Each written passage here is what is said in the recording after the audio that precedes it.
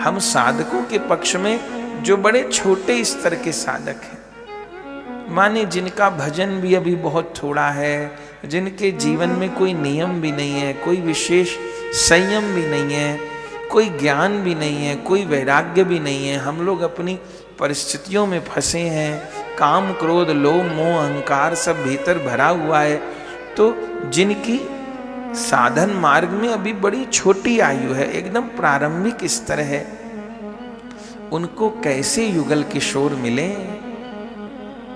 तो उनको एकांत में किशोरी जी ने आज्ञा प्रदान की। ये अघन मास आ रहा है ना, हाँ हाँ किशोरी जी, कार्तिक के बाद अघन ही तो लग जाएगा। हाँ, अरे ये अघन का महीना श्री कृष्ण का स्वरूप है।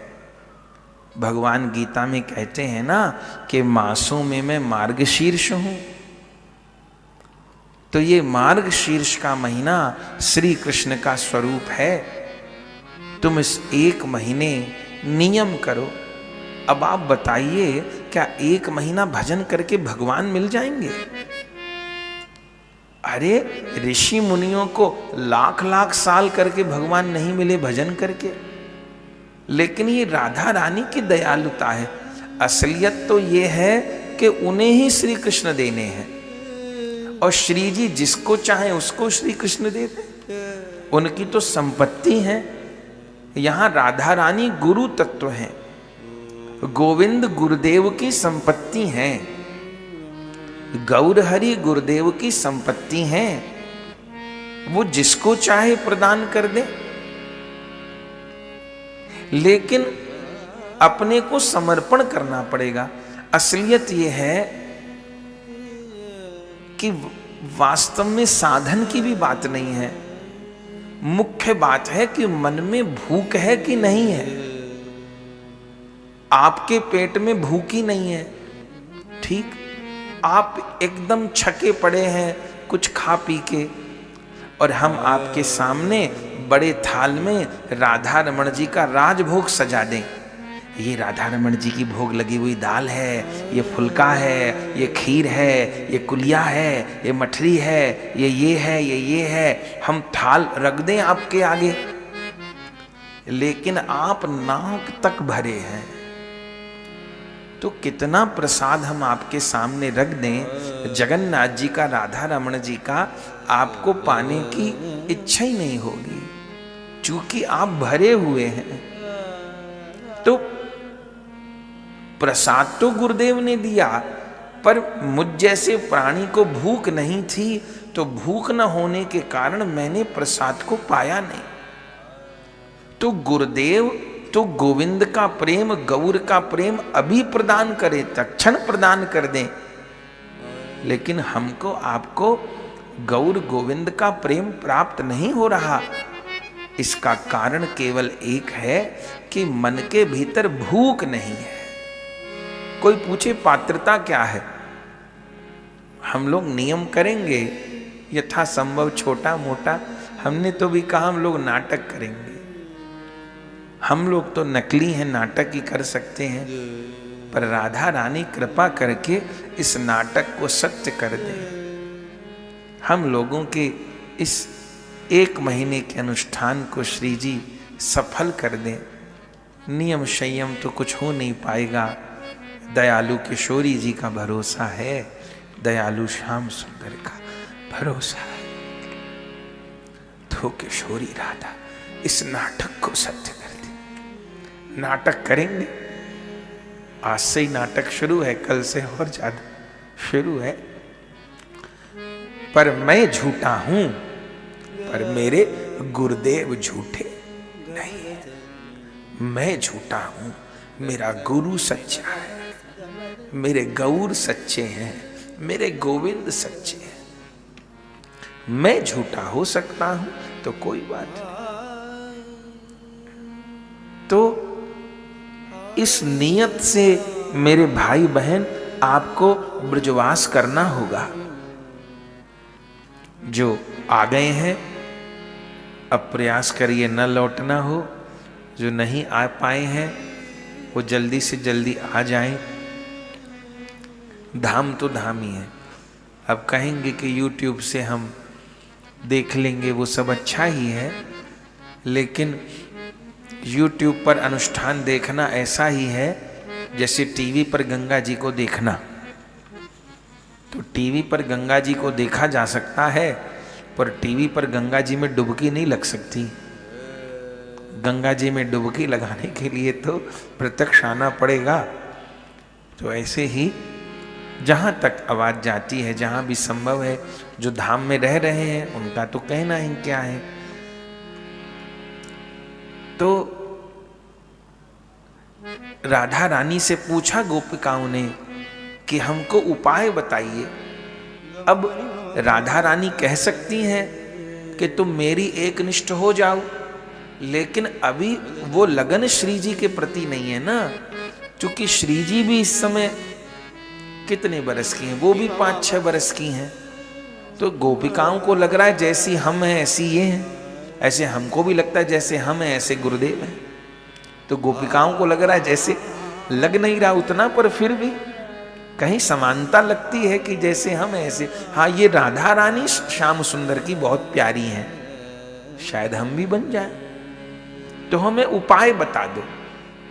अगर सीधे सीधे राधा रानी के चरण पकड़ के यही कहा होता कि हमको गोविंद दे तो राधा रानी इतना उपाय ना बताती, पर उस कोटि की निष्ठा हो नहीं पाती। इस मार्ग का सबसे बड़ा जो एक अभाव है, या ये कहिए इस मार्ग में एक सबसे बड़ी जो कमी है जो जीव को कृपा होने से रोकती है, उस कमी का नाम है गुरुदेव को मनुष्य जानना। यह इस मार्ग की सबसे बड़ी कमी है। इसलिए सनातन गोस्वामी जी की वंदना पढ़ते हैं ना गुरु कथा में, गुरु के मनुष्य ज्ञान न कर कखन।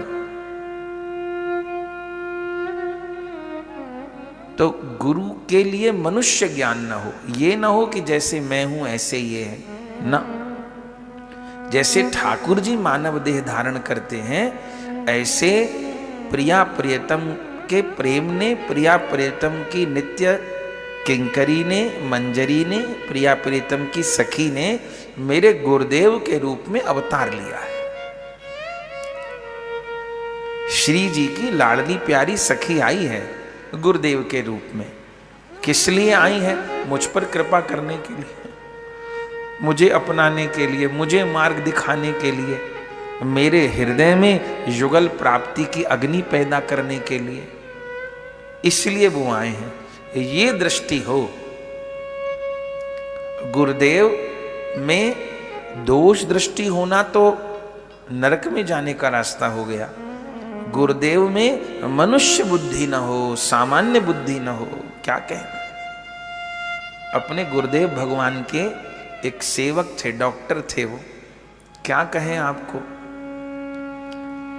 अब डॉक्टर हैं तो गुरुदेव भगवान को कोई तकलीफ होगी तो उनको बताया जाएगा, पर वो ये नहीं सुन सकते थे कि महाराज जी को ये हो गया, महाराज जी को वो हो गया, महाराज जी को। दवा तो भिजवाते थे, पर यही कहते लीला कर रहे हैं, लीला कर रहे हैं, लीला कर रहे हैं।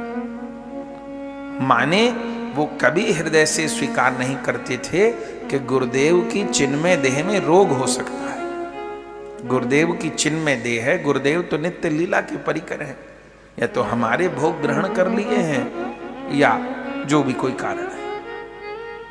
इतनी निष्ठा। पर गोपांगनाओं की वो जो कुमारिकाएं हैं वो श्री जी की अंशभूता हैं, पर इस कोटि की तो निष्ठा नहीं है। तो श्री जी से पूछा है, तब राधा रानी ने उनको क्या उपदेश दिया है? अरे कात्यायनी जी का पूजन करो। सीता जी ने भी तो गौरी की पूजा करके श्री राम जैसे वर को पाया था, तो हम सब भी कात्यायनी की पूजा करके श्याम सुंदर रूपी वर को पाएंगे। अच्छा, राधा रानी के तो प्रेम के अधीन है श्याम सुंदर, उनको कौन सा व्रत करने की जरूरत है? उन्हें कौन से जप करने की जरूरत है? उनका नाम तो श्याम सुंदर जपते हैं। गजब तो तब हो गया, गोपिकाओं ने तो अघन मास का नियम किया सो किया, राधा रानी ने किया। क्यों किया? गुरुदेव यदि तिलक न लगाएं तो हम लोग भी नहीं लगाएंगे, ठीक? और गुरुदेव कंठी ना पहरे तो हम भी नहीं पहरेंगे। और गुरुदेव नाम जप ना करे तो, और गुरुदेव खुद तो तिलक लगाए ना, हमको कहें तिलक लगाओ तो हम लोग कहाँ मानने वाले हैं? गुरुदेव खुद तो कंठी पहरे ना और हमको कहें पहनो तो हम कहाँ मानने वाले? तो गुरुदेव को कोई साधन करना बाकी नहीं है, लेकिन हमको साधन में प्रवृत्त करने के लिए गुरुदेव स्वयं साधन करते हैं। वे अपनी वाणी के द्वारा भी ज्ञान देते हैं और अपने आचरण के द्वारा भी ज्ञान देते हैं।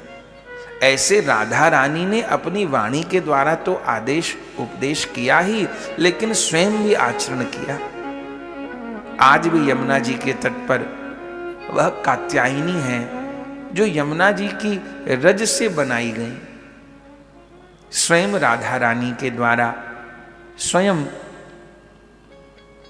गोपिकाओं के द्वारा। और फिर 1 महीना आज भी एक तपोवन स्थान है। जब 84 कोस की यात्रा होगी हम लोग तपोवन जरूर जाते हैं। कोई नहीं जाता जहां, वहां हम लोग जाते हैं। तपोवन क्यों जाते हैं? तपोवन में श्री जी ने तप किया है 1 महीना। अब उनको कौन तप करना बाकी है? उनके तो नाम के अधीन है भगवान, पर तप करके दिखाया। कात्यायनी महामाये महायोगिनी नंद गोप सुतम देवी पति में कुरते नम। कात्यायनी महामाये महायोगिनी नदीश्वरी नंद गोप सुतम देवी पति में कुरते नमः। जप किया है, क्या कहना। और गोपिकाओं से कराया है, सबने जप किया है। यमुना जी की बालुका लेकर के देवी की पिंडी बनाती हैं, छोटी छोटी सी बच्चियां हैं। अब किसी को इसमें काम दिख जाए तो फिर उसके भेजे का ही दोष होगा। कितना निर्मल भाव है गोपांगनाओं का, कौन वर्णन कर सकता है? कितना पवित्र भाव है।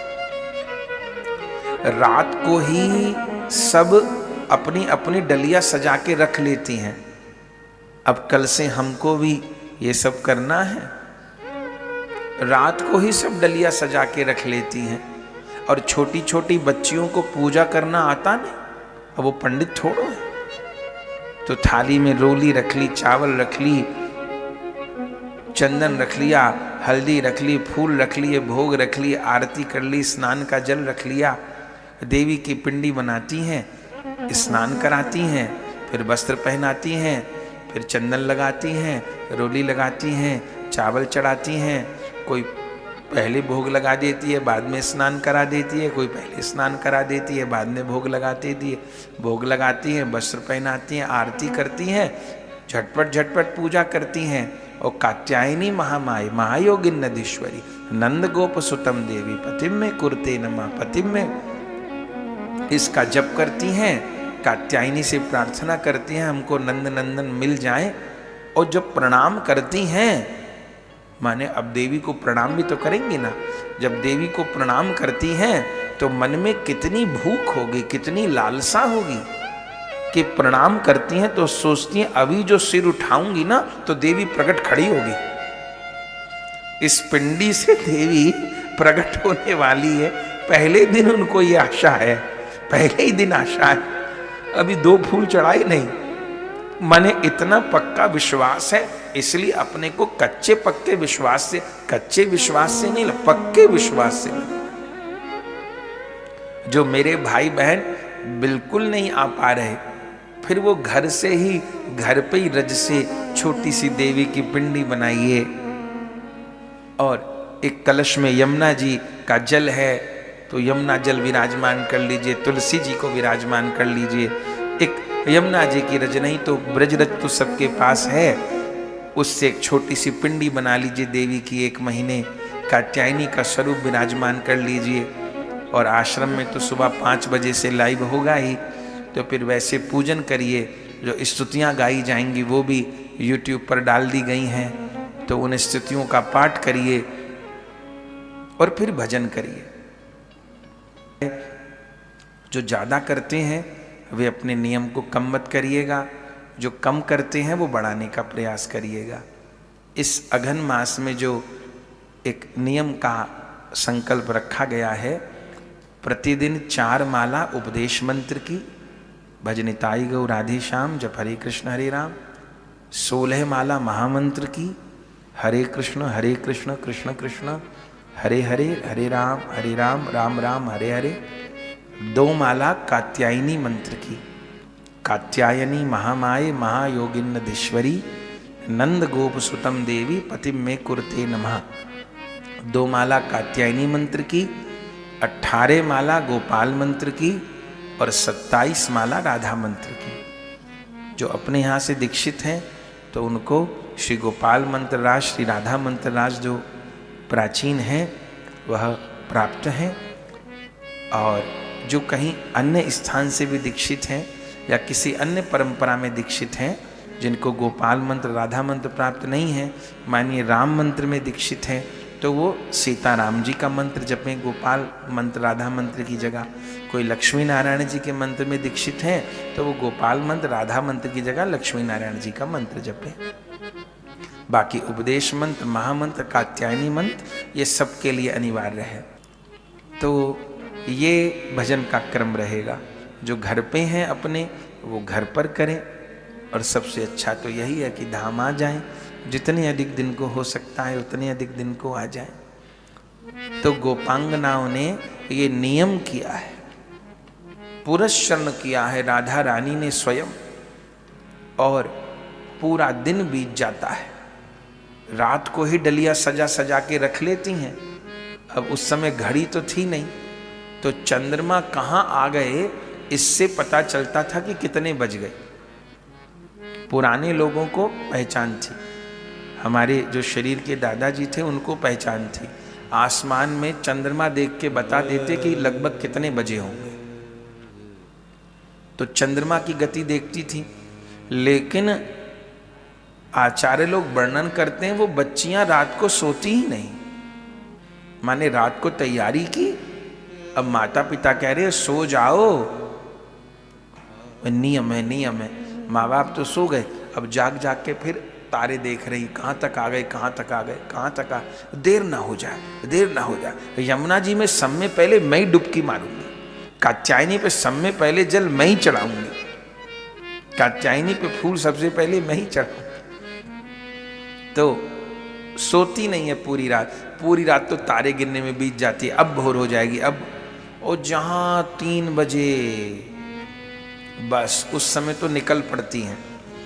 स्वयं राधा रानी अष्ट सखियों के साथ निकल पड़ती हैं गीत गाते हुए, और जिस जिस गोपी की घर के आगे से श्री जी निकलती हैं वही वही गोपी अपनी पूजा की डलिया लेकर के निकल पड़ती है। ओहो, ऐसा लगता है कि जैसे कोटि कोटि गंगा की धारा गंगा सागर में मिलने जा रही। जब राधा रानी के साथ में वो छोटी छोटी गोपिकाएं सुंदर सुंदर श्रृंगार करके चल पड़ती हैं सवेरे, अपने वस्त्र साथ में लेकर के, स्नान के सब सामग्री पूजा की लेकर के सिर पे, और गीत गाते हुए शाम सुंदर के निकल पड़ती हैं। और फिर यमुना जी पहुंचती हैं, यमुना जी स्नान करती हैं, वस्त्र बदलती हैं, फिर कात्यायनी की पूजा करती हैं, फिर लेकर के भोर से सांझ पर्यंत जप करती हैं। घर वालों को बोल दिया है विशेष नियम चल रहा है। ये तो सबको नहीं बताया कि श्री कृष्ण पति रूप में मिले इसके लिए जप कर रही हैं, पर कह दिया कि गुरु शांडिल्य जी ने कहा है, पौर्णमासी देवी ने कहा है कि 1 महीना जो बेटी बढ़िया से जप तप कर लेगी उसको बढ़िया दुल्हा मिलेगा। तो माँ बाप ने भी कह दिया भाई चलो ठीक है, छोरियों का बढ़िया ब्याह हो जाएगा, बढ़िया दूल्हा मिल जाएगा, तो सब लोग करें। तो सब लग जाती है, और प्रतिदिन लेकर के भोर से जप करती हैं, कृष्ण यश का गान करती हैं, और करते करते करते करते करते जब अघन की पूर्णिमा आई तो 1 महीना प्रतिदिन उनका नियम चला। तो आज प्रत्यक्ष स्नान किया, फिर अघन की पूर्णिमा को जिस दिन वर मिला, बोले कथा में और समय भले न पहुँचो, जब प्रसाद मिल रहा हो तो पहुँच जाओ। कुछ लोगों का नियम होता है, तो हम लोग भले पूरे मास न कर सके, अघन की पूर्णिमा को फिर डुबकी मारने पहुंच जाएंगे, क्योंकि वर तो उसी दिन मिलना है। तो अघन की पूर्णिमा को जब स्नान करने गई हैं, तभी ठाकुर जी ने चीर हरण कर लिया है। वे अनंत गोपिकाएं अपने अपने वस्त्रों को छोड़ गई थीं यमुना जी के तट पर और स्नान कर रही हैं। प्रभु पधारे। इसको चीर हरण लीला कहते हैं। इस लीला पर बड़े बड़ों की मति उलझ गई, बड़े बड़ों की जबान फिसल गई, बड़े बड़ों को दोष दृष्टि हो गई। किसी ने पता नहीं क्या क्या कह दिया। लेकिन समझना होगा, श्री कृष्ण क्या सामान्य मनुष्य हैं? श्री कृष्ण परमात्मा है, स्वयं भगवान है। वो कोई सामान्य मनुष्य हैं क्या? और वो जो गोपिकाएं हैं वो सामान्य लड़कियां हैं क्या? कोई 2.5 से 5 बरस की बच्ची इतने कठिन व्रत कर लेगी? अरे सब पिछले जन्म के ऋषि मुनि हैं। इस बार वृंदावन में जन्म लिया है, इस बार वृंदावन में आए हैं वृंदावन बिहारी को पाने के लिए। क्या मुझको भी वृंदावन में मिल जाओगे? हे नंद नदन राधिका रमन कब आओगे? मैं ढूंढूंगी तुम कुंजन में छिप जाओगे। क्या वृंदावन में मुझको भी मिल जाओगे? क्या मुझको भी सेवा के योग्य बनाओगे? हे नंद नदन राधिका रमन कब आओगे? यमुना तट वंशीवट रास रचाओगे? तो यही सब तो कह रही थी पूरे महीने। सो पूर्णता वाले दिन आ गए। हो सकता है हम में से भी किसी के ऊपर कृपा हो, उस कन्हैया का अनुभव हो किसी भी रूप में, उन किशोरी जी का अनुभव हो। इसलिए व्याकुल हृदय से, ये बहिरंग लोगों का नहीं है, मनचले लोगों का, जिनका भजन में मन नहीं लगता, उनके लिए अनुष्ठान नहीं है भैया। ये तो भजन करने वालों का अनुष्ठान है। ये तो सभी कुछ विलक्षण ही है। भले सुबल सखा जी के मन में हरि गुरु प्रेरणा किए हों, पर ये गुरुदेव का ही संकल्प है। हमको तो तब तक ये पता भी नहीं था स्थान ये तैयार हो जाएगा, कुछ भी नहीं पता था। ये सब बानक अपने से बनते चले गए। हम तो गुरुदेव भगवान को यही कहते हैं, जो बनाओगे बन जाएंगे, जहां रख दोगे रह जाएंगे। पर हम करेंगे वही तुमको भावे जो ही। हम करेंगे अपनी सामर्थ्य से, मैं वही करूंगा जो आपको अच्छा लगता है। हम करेंगे वही तुमको भावे जो ही, तब तो मन को तेरे भाएंगे। जो बना दोगे बन जाएंगे, जहां रख दोगे रह जाएंगे। क्या कहना। तो सब साधन करें। किशोरी जी बहुत दयालु है, ये वृंदावन धाम बहुत दयालु है। क्या मुझको ही खाली झोली लौटाओगे? ना, राधा रानी तो किसी को खाली झोली नहीं लौटाती।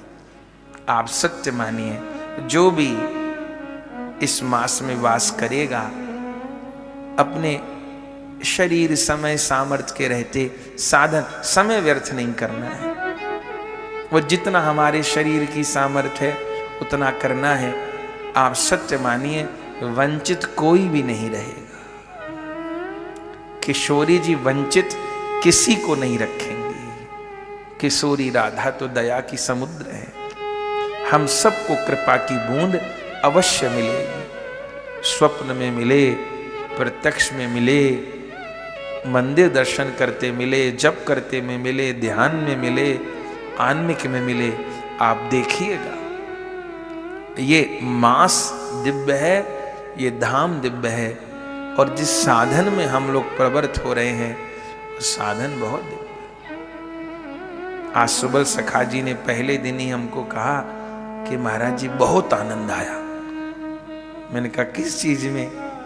तो बोले 4.5 घंटा लगे आज आन्निक में, बहुत आनंद। तुम्हारी आत्मा को बड़ी तसल्ली हुई। कोई ये तो कहे हमको, लोगों को घूमने में आनंद आता है, बात बनाने में आनंद आता है, खाने पीने में आनंद आता है, और पता नहीं कहाँ कहाँ आता है।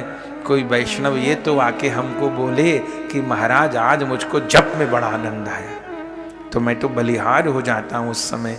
कोई ये आके कहे कि मुझे आज जप में आनंद आया। आप सबको वो आनंद मिले। देखिए, पहले नाम जप में, मंत्र जप में ही आनंद आवेगा। बोले मंत्र जप तो मुझे फांसी जैसा लग रहा है और सोचो दर्शन नहीं हुआ। दर्शन नहीं कैसे भैया?